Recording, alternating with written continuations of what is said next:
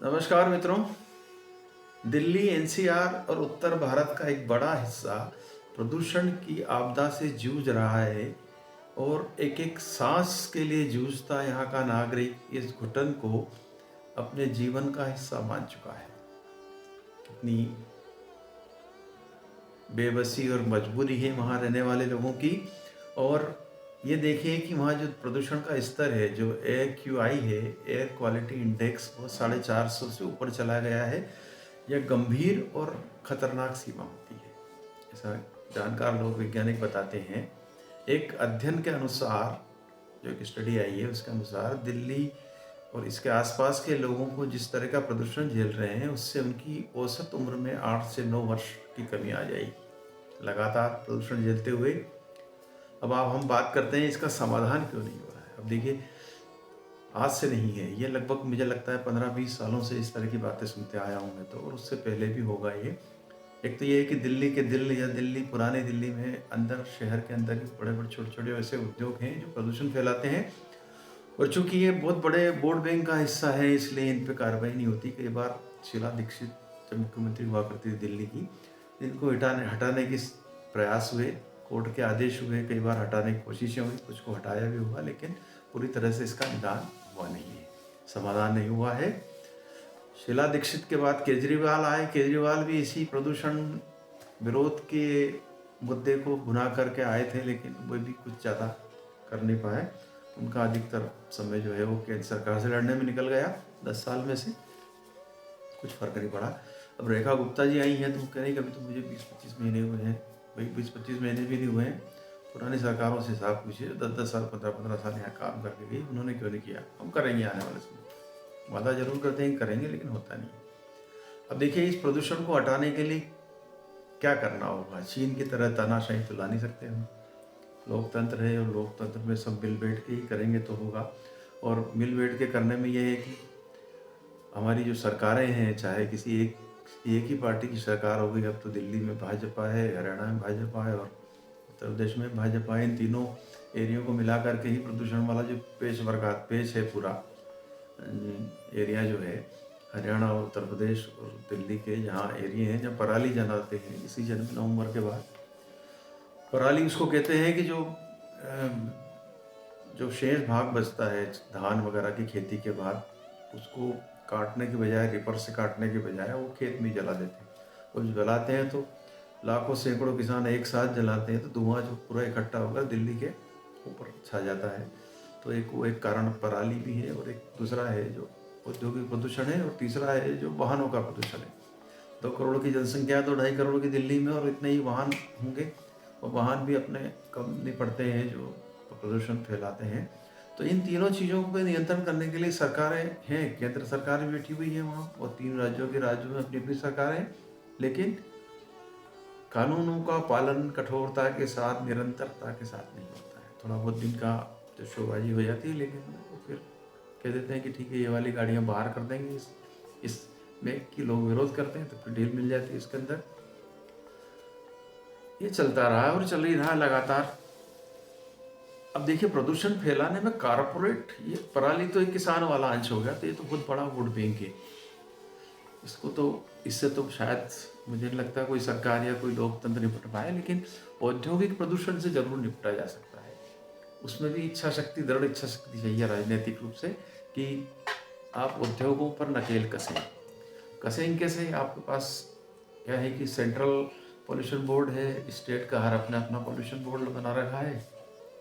सारे उसमें नियुक्तियां जो भी होती है, जैसे भी होती है, आप जानते हैं, साइंटिस्ट भी होते हैं, सब होते हैं, लेकिन कैसे आए हैं, और वो सब बिल्कुल सेट है उनका मामला। उद्योगपति उन्हीं लोगों को अपने एरिया में पोस्ट होने देना चाहते हैं जो उनके फेवरेबल अधिकारी हो, और लिख दे के कि हाँ सब बिल्कुल ओके है, ऐसा कोई प्रदूषण नहीं फैला रहा है। शिकायत की जाँचें होती है, शिकायत होती है, लेकिन उनकी जाँच में कुछ होता नहीं है। और बड़ा हिस्सा, बड़ा प्रदूषण के साथ साथ जो भ्रष्टाचार का भी एक जो बहरा है ना साथ साथ में, वो इसका कारण है, प्रदूषण नहीं रोकने के कारण। कमी कहाँ है, इस बारे में यदि हम बात करेंगे तो लगेगा कि राजनीतिक इच्छा शक्ति, वोट बैंक दिल्ली के वायु प्रदूषण पर हावी है, तो ये होने नहीं देती। और ये छोटी सी बात नहीं है, ये आप गुजरात जाएँ, बम्बई जाएँ और किसी भी राज्य में जाएँ तो बड़े-बड़े उद्योगपतियों का राजनीतिक लोगों के ऊपर खूब हस्तक्षेप है। खूब बड़ा हिस्सा उनको मिलता है धंधे के रूप में पैसे। चुनाव लड़ने के लिए तो जिन उद्योगपतियों के पैसे से चुनाव लड़ के आएँगे तो उनके उद्योग कैसे बंद करवाएँगे? और देखिए कितनी छोटी बात है प्रदूषण रोकने के सिस्टम सब हैं साइंटिफिकली। विदेश से जब हमने टेक्नोलॉजी आयात करी लेकिन उस टेक्नोलॉजी को चलाने का खर्च बचाने के लिए ये सब रिश्वतबाजी होती है। तो जितने खर्च में टेक्नोलॉजी चलती है या प्रदूषण मुक्त होगा, एयर जो ऊपर छोड़ रहे हैं या पानी छोड़ रहे हैं उसको प्रदूषण साफ करने में जितना खर्चा होता है उसके 5-10% की रिश्वत में ही काम चला लेते हैं ये लोग, उद्योगपति लोग। इस कारण से ये चल ही रहा है, लगातार चल रहा है और बड़े पैमाने पे चल रहा है। तो बड़े-बड़े उद्योगों पे कोई नियंत्रण नहीं है। वाहन आम आदमी चलाता है, कितना आम आदमी को दंडित करोगे आप? अब साधन संपन्न लोग जो हैं दिल्ली के वो तो एयर प्यूरीफायर का यूज कर रहे हैं। देखिए स्टडी ये भी आई है दिल्ली में साधन संपन्न की क्या बात करें आप। वहाँ राष्ट्रपति है, प्रधानमंत्री है, सारे केंद्रीय मंत्री वहीं रहते हैं, दिल्ली सरकार वहीं रहती है, सर्वोच्च न्यायालय के सारे बड़े बड़े जजेस वहीं रहते हैं, बड़े सेना के जो लोग हैं वो रहते हैं। सब सांस जो हवा तो किसी को भेदभाव करती नहीं है कि गरीब के लिए अलग हवा, अमीर के लिए एक अलग हवा। वो दोनों को सब बाहर निकलते ही सब एक समान हो जाते हैं, सबको वही हवा अपने शरीर में लेना पड़ती है। ये बात हो रही है कि प्योरीफायर लगा के घर में थोड़ा बहुत बच जाते होंगे, लेकिन कब तक बचेंगे? 450 से यदि 600 हो गया, 800 हो गया तो खेल खत्म हो जाएगा। तो ये अब सोचने का वक्त तो आ गया है, लेकिन कब सोचेंगे इसका कोई समय नियत नहीं है। प्रदूषण के बढ़ने का जरूर नियत है कि हर साल बढ़ता रहेगा ये। यमुना की गंदगी भी दिल्ली के कारण है, दिल्ली के उद्योगों के कारण है। जिस तरह से काली यमुना और जिस तरह कीचड़ भरी और उसको जो कहते हैं पूरा गंदगी बह करके मथुरा तक आती है दिल्ली से, तो वो पवित्र नदी है तो पवित्रता कुछ है नहीं। बातें हैं पवित्र बातें खूब आती है, लेकिन पवित्र नदियों को पवित्र करने की बात करना बेईमानी है, हो ही नहीं सकती जब तक इतने सारे काम आप नहीं करेंगे। तो नियम बनाने वाले लॉ मेकर जो हैं वो भी खूब नियम तोड़ते हैं। कैसे तोड़ते हैं? लॉ बना दिया, कानून आपने विधानसभा में, संसद में कानून लागू करने के जब वक्त आता है तो इन्हीं लोगों के लॉ मेकरों के फ़ोन चले जाते हैं लागू करने वाली एजेंसियों के, भाई अपना आदमी ज़रा ध्यान रखना है इसका, इसको छोड़ना, उसको पकड़ना। तो ये देश लोकतंत्र ऐसे ही चलेगा और हो सकता है कि दिल्ली छोड़ के भागना पड़े लोगों को। आज हम जो दिल्ली के बाहर बैठे हैं, यदि हमारे बच्चे वहाँ दिल्ली जाने की कहते हैं तो हम उनको पहले तो कहते हैं कि और कोई शहर देखो, बहुत ख़राब है वहाँ कि अपनी ज़िंदगी ख़राब करते हो। मजबूरी है, रोज़गार करना है, जाना है तो जा ही रहे लोग, कुछ ना कुछ साधन निकाल रहे हैं।